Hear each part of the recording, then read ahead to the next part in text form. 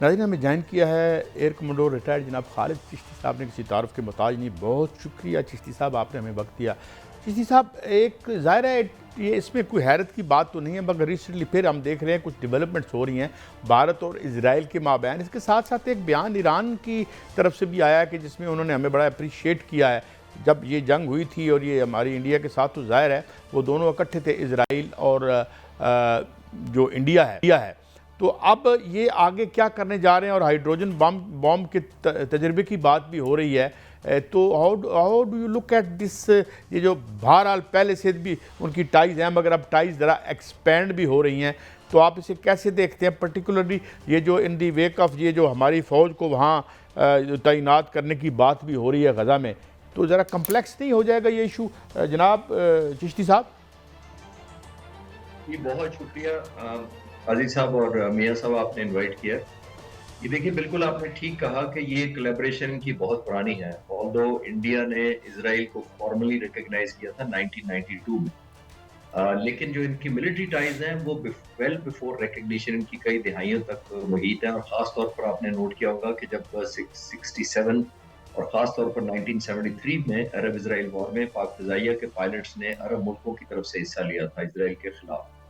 और आपके व्यूअर्स को ये भी मैं फ्रेश करता चलूं कि इजराइल ने आज तक अपनी 78 साल हिस्ट्री में कभी उनका जहाज एयर कॉम्बैट में लूज नहीं हुआ या शूट डाउन नहीं हुआ। आज तक उनके 5 जहाज तबाह हुए हैं और 5 के 5 भी पाकिस्तानियों ने मारे। ये पहली एक क्लैरिटी, सिर्फ मैं इनका बैकग्राउंड बता दूं। और उस वक्त से जाहिर है कि इजराइल के एक एलिमेंट ऑफ क्लोजनेस है बहुत ज्यादा इंडिया के साथ।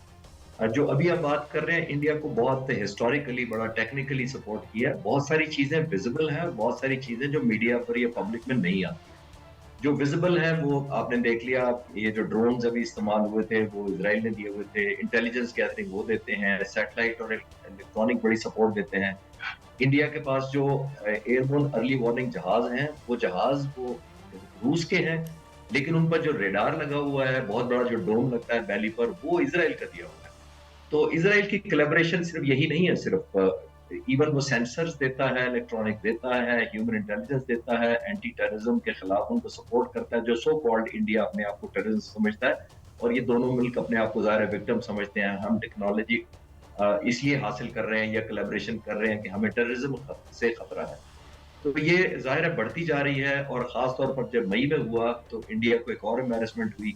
उनकी अपनी इंडस्ट्री अभी तक उस तरह डेवलप नहीं कर रही। हिंदुस्तान एरोनॉटिकल लिमिटेड, जो हाल नाम की उनकी फैक्ट्री है बनाने वाली, वो इंडियन एयरफोर्स चीफ ने खुद कहा था, बहुत दूर नहीं जाते, फरवरी 2025 में उन्होंने एक पब्लिक बयान में ओपनली एक सेमिनार में कहा था कि हमने 2016 में, यानी 9 साल पहले जहाज़ों के ऑर्डर किए थे तेजास के, वो आज तक हमें एक जहाज़ नहीं मिला पिछले 9 साल में। तो ज़ाहिर है कि डोमेस्टिक फ्रस्ट्रेशन है उनकी, और वो इजराइल की तरफ ज़्यादा रुजू इसलिए कर रहे हैं कि बहुत ज़्यादा एक पोर्शन, मैं आपको एक वॉल्यूम भी बताता चलता हूँ, तकरीबन जो इजराइल को जो मदद मिली है, जो एक्सपोर्ट करता है, वो तकरीबन $15 बिलियन के करीब मिलिट्री हार्डवेयर करता है, जिसके अंदर तकरीबन 25% हिस्सा जो है वो इंडिया का है। और आप सुनकर शायद हैरान होंगे कि 25% हमारे अरब दोस्त भी उनसे इंडिया के कस्टमर हैं मिलिट्री हार्डवेयर। तो ये इंडिया ज़ाहिर है उस दो तरह से उसकी वजह से ये करता है, एक्सपोर्ट करता है। एक तो ज़ाहिर है उसको फाइनेंशियल बेनिफिट है या उसकी इकोनॉमी बेहतर होती है। एक आप एग्री करेंगे, आप दोनों सीनियर जर्नलिस्ट हैं, आप एग्री करेंगे कि उनकी बहुत ज़्यादा डिपेंडेंसी फिर उन मुल्कों की हो जाती है फॉर मिलिट्री हार्डवेयर सप्लाई, उनकी कोड्स, उनकी अपग्रेडेशन, उनकी मॉडर्नाइजेशन, उनकी मेंटेनेंस, स्पेयर पार्ट्स। तो इजराइल इनडायरेक्टली देखिए 2 इन 1 करता है। एक अपनी इकोनॉमी ज़ाहिर है मिलिट्री हार्डवेयर एक्सपोर्ट कर लेता है, मुल्कों को मोहताज कर लेता है अपना। तो वो सिर्फ मिलिट्री मोहताज नहीं होते। जब आपका मिलिट्री माइट डिपेंडेंट हो जाए किसी मुल्क के ऊपर, तो जाहिर है आप डिप्लोमेटिक फ्रंट पर और पॉलिटिकल फ्रंट पर और चिश्ती साहब, आपने हमारी मालूमात में भी इजाफा किया कि जो इजराइल है उसके हमने 5 त्यारे गिराए थे उस वक्त, और हमने देखा कि मार्का हक में हमने भारत के 7 त्यारे गिराए। दोनों मुल्कों का गठजोड़ जो है वो शुरू से है, इसमें कोई शक नहीं। अब जो उनके वजीर खारजा वहाँ पर आए हैं भारत के अंदर, और भारतीय मीडिया ये बार बार और बड़े बड़े ज़ोर से कह रहा है कि इसराइल हमें टेक्नोलॉजी दे रहा है, हम जो भारत जो है वो हाइड्रोजन बम का भी तजर्बा करेगा। क्या ऐसा मुमकिन है सर? दूसरा, जो ईरान की जानिब से बार बार ये कहा जा रहा है कि जब, और अब भी कहा गया है कि सहूनी फौजों ने जब हमला किया तो पाकिस्तान ने फैसला कुन किरदार अदा किया, वो कैसा किरदार था सर? मियां साहब देखिए, ये बहुत अच्छा हो गया कि एक सीरियस नोट पे एज एनालिस्ट मैं अर्ज करना चाहूंगा कि ये जो इसराइल का हमला हुआ था उससे हमारे दोस्त और भाई ईरान मुल्क की आंखें खुल गई। खास तौर पर जो इंडिया ने एक पर्दा उन पर डाला हुआ था, जैसे एक दोस्ती का रूप धारा हुआ था, और वो कहते थे कि हमसे ज्यादा आपका सिंपथाइजर कोई नहीं है, हम आपकी बड़ी मदद करते हैं। चाबहार डेवलप हो रहा था, आपने पोर्ट देखा था, अमेरिका ने खास एग्जेम्पशन दी थी इंडिया को कि in spite of all sanction जो ईरान के खिलाफ अमेरिका ने लगाई हुई थी, इंडिया को रिलैक्सेशन दी गई थी चाबहार की, और बदकिस्मती से 6 महीने का फिर एक्सटेंशन मिल गई है, जो मुझे लगता है कि और एक्सटेंड हो जाएगी।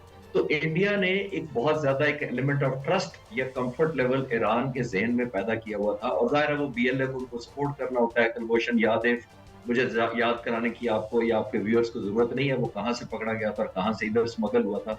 तो ये सारे बैकग्राउंड में ईरान का एक कंफर्ट लेवल कहीं बेहतर था बाकी मुल्कों की निस्बत इंडिया के बारे में। लेकिन जब आपने देखा मुसायद ने जितनी पिन पॉइंटेड एक्यूरेसी से उनके साइंटिस्ट को एलिमिनेट किया, उनकी मिलिट्री इंस्टॉलेशंस को हिट किया, तो कुछ हमने भी उनको एक इन्फॉर्मेशन या सपोर्ट दी थी, ये कहकर कि आपकी आंखें खुलनी चाहिए, आपका बहुत ज्यादा जो इन्फॉर्मेशन लीक हो रही है वो उन लेबर में या उन सुपरवाइजर्स के या उन कॉन्ट्रैक्टर्स के थ्रू हो रही है जिनको आपने चाबहार या इस तरह की और इंस्टॉलेशन पर काम करने की इजाजत दी हुई है। तो इजराइल ने उन्हीं लोगों को यूज किया इंफॉर्मेशन के सिलसिले में अपनी मुसायद में पेनिट्रेशन करने के लिए, और यही पिन पॉइंट उनकी लोकेशंस, स्पेशली जो न्यूक्लियर साइंटिस्ट के बारे में जो इंफॉर्मेशन गई थी, वो कॉम्प्रोमाइज इसी वजह से हुई थी कि मसाद बहुत ज्यादा पेनिट्रेट कर चुकी थी, और उसमें बहुत ज्यादा हिस्सा उन्हीं प्रोजेक्ट्स का था जो इंडिया ने ईरान के अंदर शुरू किया। सर आपने बहुत बड़ी मालूमात जो है वो हमारे नाजरीन के लिए जो है वो अब आज दी हैं। सर ये भी फरमाइएगा कि पाकिस्तान के लिए बहुत बड़ी खबर ये है कि 8 जदीद तरीन आबदोजें जो हैं वो चीन पाकिस्तान को देने जा रहा है, और अमीरुल बहर ने भी वहाँ पर ये ऐलान किया है बाकायदा तौर पर चाइना के अंदर। इसमें भारत के अंदर सफ़े मातम बिछी हुई है। ये आबदोजें कितनी जदीद हैं, क्या क्या किरदार अदा कर सकती हैं, क्योंकि हमारी जो बहरी कुव्वत है वो इससे जो है वो भारत से बेहतर होने जा रही है, बल्कि बरतरी हासिल होने जा रही है। इसमें इस बारे में फरमाइएगा कि ये कितनी अहम है पाकिस्तान के लिए सर। मियां साहब, आपके व्यूअर्स के सामने के लिए मैं पहले आबदोज का या सबमरीन का एक रोल गुजारिश करता हूँ। 65 की जंग में भी हमने हिंदुस्तान को एक बहुत बड़ा सरप्राइज दिया था। हमारी सबमरीन ने जाकर इनके द्वारका पर हमला किया था, कंप्लीट साइलेंट गई थी और बिल्कुल डिटेक्ट नहीं हुई थी लास्ट मिनट तक। पहली बात तो ये है। सबमरीन करती क्या है, ये पानी के सब सर्विस, यानी कि पानी के नीचे चली जाती है। इसके जो क्रू होता है वो ट्रेंड होता है कई कई हफ्तों तक ज़ेरे ज़मीन रहने के लिए। अब मैं सबमरीन के विजिट कर चुका हूँ और आपको शायद सुनकर हैरत हो कि उनको खाना फ्रेश नहीं मिलता, बिकॉज उसके अंदर स्टोरेज की फैसिलिटी नहीं होती।